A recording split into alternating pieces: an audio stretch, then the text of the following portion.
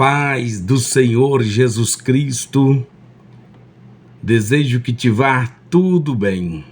Estamos por aqui hoje, 31 de outubro, para poder lembrarmos da Reforma Protestante. 508 anos de Reforma Protestante.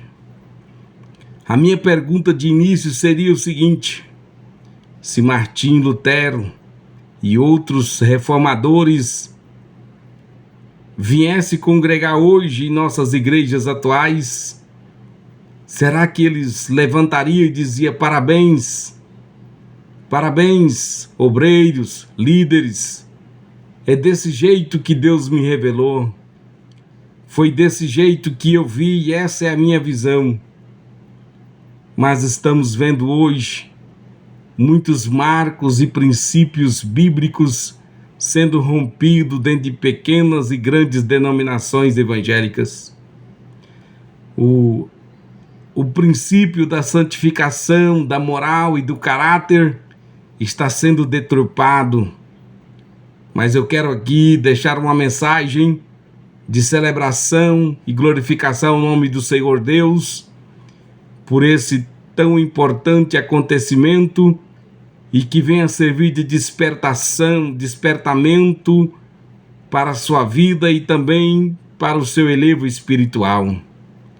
Nós observamos que a reforma foi realizada em 1517, 508 anos de firmes na palavra, 508 anos de reforma e de perseverança.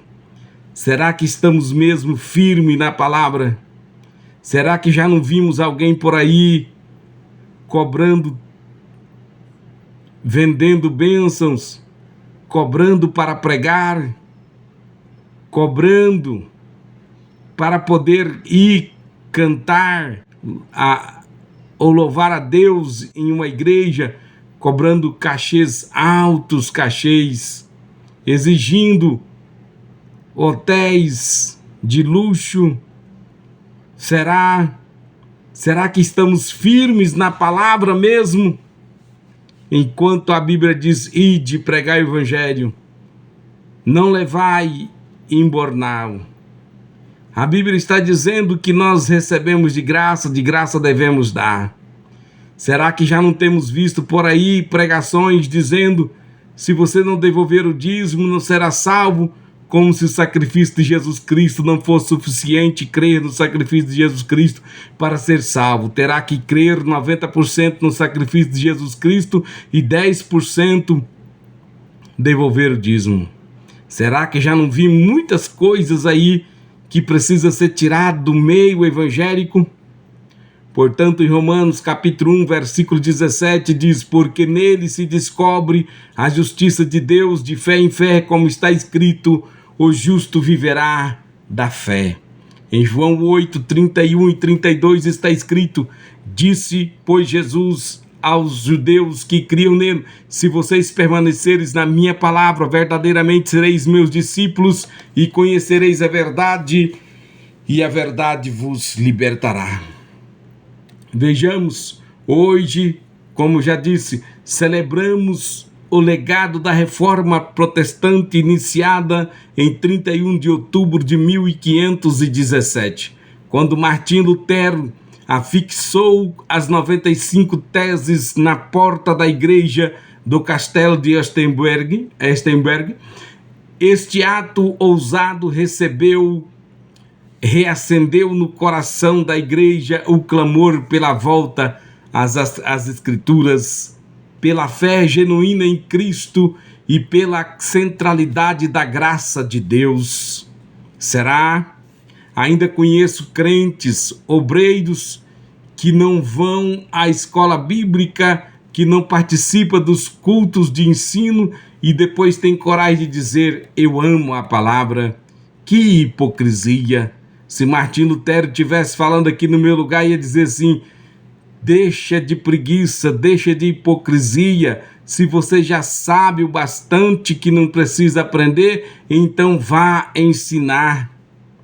A reforma não foi apenas um movimento histórico, foi um avivamento espiritual que restaurou verdades eternas.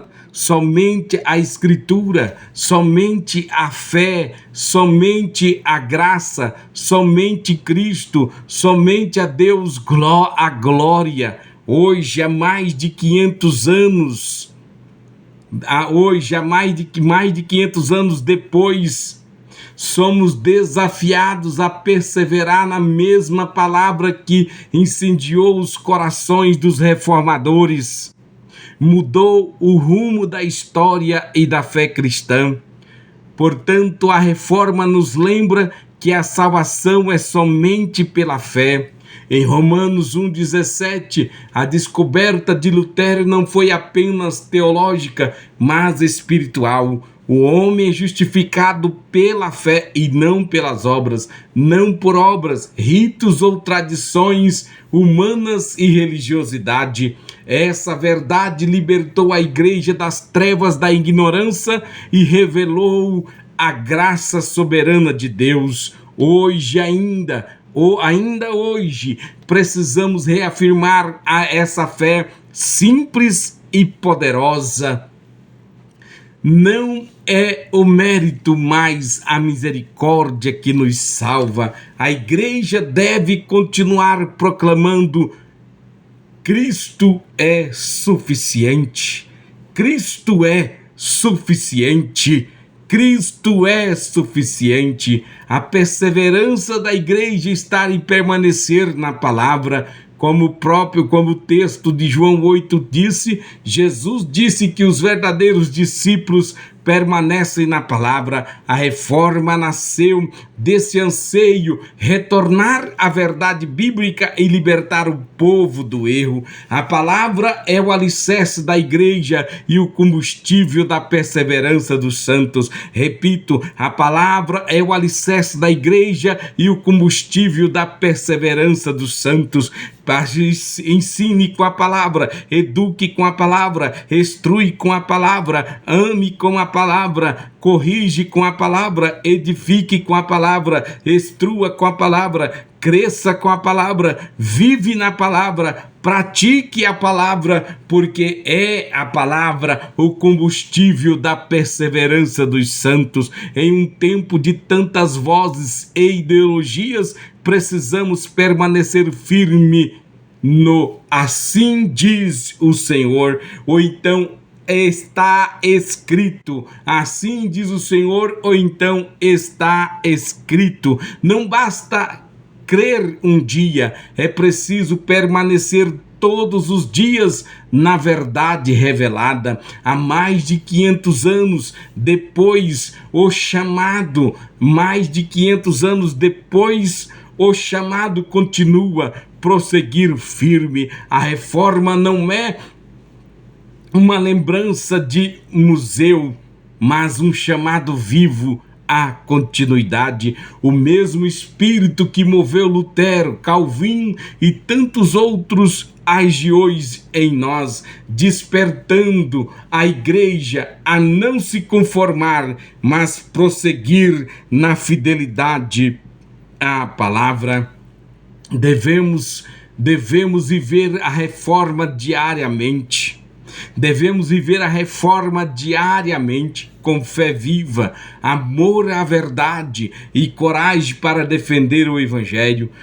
A chama que acendeu em Wittenberg deve acender em nossos corações, em nossas casas, em nossas igrejas, em nossos trabalhos, em nossas universidades, em nossos piqueniques, em nossos lazeres, aonde nós estivermos, essa fé, essa luz deve ser acesa. Ainda é tempo de reformar o coração que esfriou, a fé que se apagou. Seja reformado iluminado, porque a reforma começou com uma faísca e transformou o mundo. Hoje o Espírito Santo nos chama a reformar nossa vida espiritual, a voltar às Escrituras e viver pela fé. Que a Igreja do Senhor continue perseverando de fé em fé, de geração em geração, até o dia em que a reforma será completa,